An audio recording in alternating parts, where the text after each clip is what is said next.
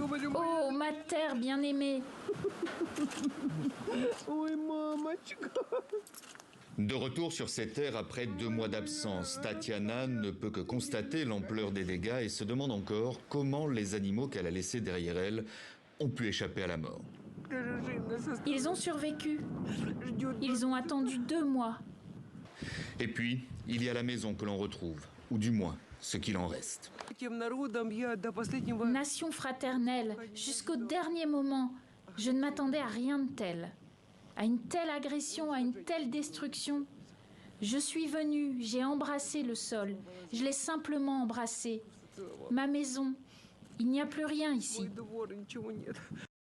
Ce village de plus de 1000 habitants fait partie des localités proches de Kharkiv dont l'armée ukrainienne a récemment repris le contrôle au terme de lourds combats durant lesquels 70 soldats russes auraient été tués, 27 autres faits prisonniers selon les forces ukrainiennes. Nikolai, un retraité de 67 ans, revient lui aussi pour la première fois chez lui avec toujours en mémoire la violence de ces affrontements.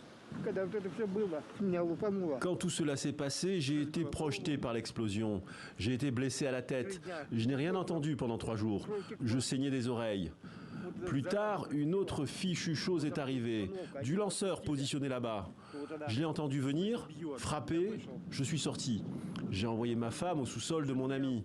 Mais je n'ai pas eu le temps de me cacher. Peu importe, nous avons survécu. Maintenant, il faut penser à la reconstruction. D'ici 2 ou 3 jours, nous allons revenir vivre ici. Comment allez-vous faire? Il faut nettoyer tout ça. On va aller vivre chez nos voisins, de l'autre côté du jardin. Chez eux, c'est plus ou moins bien. Ils nous ont dit de venir vivre avec eux. La frontière russe n'est qu'à une trentaine de kilomètres, un secteur où les combats font rage entre les troupes russes et les soldats ukrainiens qui ont lancé leur contre-offensive.